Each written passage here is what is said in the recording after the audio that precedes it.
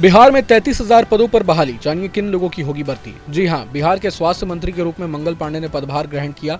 Charge लेते ही उन्होंने स्वास्थ्य विभाग में 33,000 से ज्यादा पदों पर बहाली की जल्द कराने की बात कही।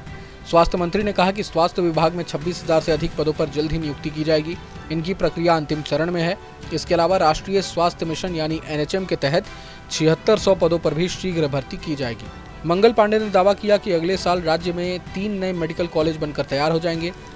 इनमें वैशाली, भोजपुर और सीवान शामिल है। बता दें कि मंगल पांडे को स्वास्थ्य मंत्री के रूप में कार्य करने का लंबा अनुभव है। 2017 में जब राज्य में NDA की सरकार बनी थी, तब भी उन्हें स्वास्थ्य मंत्री बनाया गया था। फिर 2020 के विधानसभा चुनाव के बाद NDA सरकार के गठन के दौरान भी मंगल पांडे स्वास्थ्य मंत्री बने। बीच में महागठबंधन की सरकार आ गई। 2024 में सत्ता परिवर्तन के बाद उन्हें फिर से इस विभाग का जिम्मा दिया गया। बिहार विधान परिषद के सदस्य रहे मंगल पांडे को 2025 के विधानसभा चुनाव में बीजेपी ने सिवान से टिकट दिया। उन्होंने आरजेडी के अवध बिहारी चौधरी को 9370 वोटों से हराकर जीत दर्ज की। चुनाव जीतकर आए मंगल पांडे को नीतीश कैबिनेट में दोबारा जगह मिली। उन्होंने मुख्यमंत्री और अन्य मंत्रियों के साथ 20 नवंबर को पटना के गांधी मैदान में पद एवं गोपनीयता की शपथ ली। नई सरकार में मंगल पांडे को स्वास्थ्य के साथ विधि विभाग की भी कमान दी गई है। इधर आपको बता दें कि बिहार में चुनाव परिणाम सामने आने और नई सरकार के गठन के बाद नीतीश सरकार की पहली कैबिनेट बैठक हुई है। पटना स्थित सचिवालय में नीतीश कैबिनेट के कई मंत्री मौजूद थे। नीतीश कैबिनेट में जहां कुछ पुराने चेहरे थे, तो वहीं कई नई चेहरों को भी कैबिनेट में शामिल किया गया है।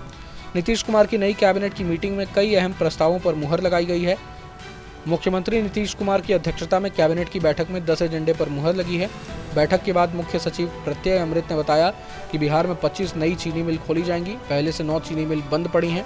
मुख्य सचिव ने कहा कि बिहार में 11 नए टाउनशिप विकसित किए जाएंगे। इनमें 9 प्रमंडलीय मुख्यालय के अलावा सीतामढ़ी और सोनपुर को शामिल किया गया है। बिहार को पूर्वी भारत का नया टेक हब के रूप में विकसित करने के उद्देश्य से defence corridor, semiconductor manufacturing park, global capability centres, mega tech city और फिनटेक सिटी की स्थापना का निर्णय लिया गया है। इसके तहत मुख्य सचिव की अध्यक्षता में एक उच्च स्तरीय कमेटी का गठन किया जाएगा। इसमें राष्ट्रीय और अंतर्राष्ट्रीय स्तर के विशेषज्ञों के परामर्श के रूप में शामिल किया जाएगा। कमेटी 6 महीने के अंदर अपनी रिपोर्ट देगी। कैबिनेट के अन्य निर्णय में बदलते बिहार के विकास की गति को बल देने हेतु बिहार में प्रौद्योगिकी और सेवा आधारित नवाचारों की न्यू एज इकोनॉमी के निर्माण का लक्ष्य रखा गया है।